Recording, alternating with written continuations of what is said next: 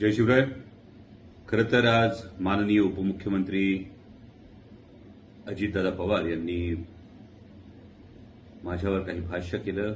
ते मोठे नेते आहेत, त्यामुळे माझ्यासारख्या सर्वसामान्य कुटुंबातल्या व्यक्तीनं त्यांना उत्तर देणं उचित नाही असं मी कायम म्हणत आलेलो आहे. परंतु जे वैयक्तिक आक्षेप त्यांनी घेतले त्याविषयी उत्तर देणं क्रमप्राप्त आहे. दादा असं म्हणाले की सेलिब्रिटी उमेदवार देऊन आम्ही चूक केली किंवा जेव्हा उमेदवार मिळत नसतो तेव्हा सेलिब्रिटी आणला जातो. त्यात त्यांनी अनेक सेलिब्रिटींची उदाहरणं दिली. म्हणजे गोविंद असतील, अमिताभ बच्चन असतील, हेमा मालिनी असतील, शत्रुघ्न सिन्हाजी असतील, या सगळ्यांची त्यांनी उदाहरणं दिली. मी नम्रतापूर्वक एक गोष्ट दादांच्या निदर्शनास आणून देऊ इच्छितो की आपण ज्या सर्वांची उदाहरणं दिली यातील एकाही सेलिब्रिटी झालेल्या खासदाराला संसद रत्न पुरस्कार मिळाल्याचं माझ्या ऐकिवात नाही. आणि शिरूर लोकसभा मतदारसंघातील मायबाप जनतेच्या आशीर्वादानं त्यांचे प्रश्न हिरिरीनं मांडत असताना पहिल्याच टर्ममध्ये तब्बल 3 वेळा संसद रत्न पुरस्कार हा मला मिळालेला आहे. राहता राहिला प्रश्न, मी राजीनामा देण्याचं आपल्याकडे बोलून दाखवलं असं आपण वारंवार सांगतात. परंतु जर मी राजीनामाच द्यायच्या विचारात होतो तर मी संसदेत अनुपस्थित होतो का? मी संसदेत बोलणं सोडून दिलं होतं का? मी संसदेत प्रश्न मांडणं सोडून दिलं होतं का? जर आपण सगळा लेखाजोखा बघितला तर हे आवर्जून नमूद करेन की आपल्या पक्षाचे प्रदेशाध्यक्ष जे आहेत हे सुद्धा संसदेमध्ये रायगड लोकसभेचं प्रतिनिधित्व करतात आणि आपल्या पक्षाच्या प्रदेशाध्यक्षांच्या संसदीय कामगिरीपेक्षाही आपण सेलिब्रिटी म्हणून हिणवता. पण माझ्यासारख्या सर्वसामान्य शेतकरी कुटुंबातल्या एका मध्यमवर्गीय व्यक्तीची संसदीय कामगिरी ही आपल्या पक्षाच्या प्रदेशाध्यक्षांपेक्षा उजवी आहे, हेही आपण रेकॉर्ड तपासून पाहू शकता. पुढचा मुद्दा येतो त्यामध्ये मला असं वाटतं की दादा असं म्हणाले की असा उमेदवार देऊन आम्ही चूक केली. मला वाटतं की हा प्रश्न पडतो की ही अप्रत्यक्ष कबुली तर नाही ना?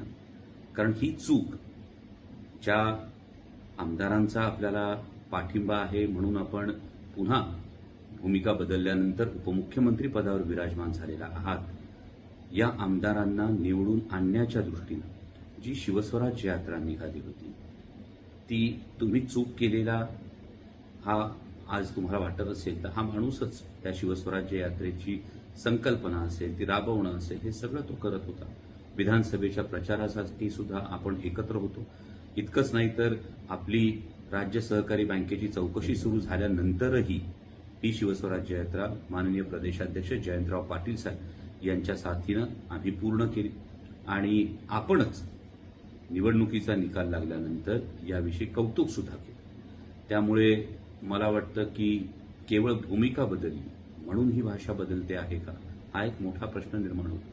आणि जर ही खरोखर चूक असेल तर मला असं वाटतं की अजितदादांचं पहिलं विधान हे शिरूर लोकसभेला साधारण महायुतीकडून कोण उमेदवार असणार आहे याविषयीचं इंडिकेशन आहे. कारण दिल्लीतल्या वर्तुळामध्ये ही चर्चा सतत कानावर येते की शिरूर लोकसभा मतदारसंघामध्ये समोर कोणीतरी सेलिब्रिटी उमेदवार महायुतीकडून असणार आहे आणि त्यामुळे जे महायुतीकडून सगळे इच्छुक उमेदवार आहेत यांच्या एकूण उमेदवारी मिळण्याच्याच गोष्टीवर एक संभ्रम तयार होतो. पुढची एक महत्वाची बाब मी माननीय उपमुख्यमंत्री महोदयांच्या निदर्शनास आणून देऊ इच्छितो की देशात माननीय पंतप्रधान यांचीच हवा आहे हे जे परसेप्शन करण्याचा जो प्रयत्न होतोय, मला वाटतं कालची पाटणा इथं झालेली इंडिया आघाडीची सभा जर आपण पाहिली असेल तब्बल 15 लाखाचा जनसमुदाय या सभेसाठी होता आणि भारतीय जनता पक्षानं पहिली यादी जाहीर केल्यानंतर काही त्यांच्या नेत्यांनी राजकीय निवृत्ती घोषित केली आहे.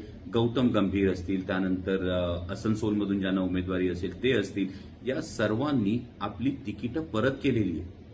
त्यामुळे भारतीय जनता पक्षामध्ये सर्व काही आलबेल आहे असं जे चित्र आपण सांगता आहात त्यामध्ये कितपत तथ्य हे एकदा आपण तपासून पाहू.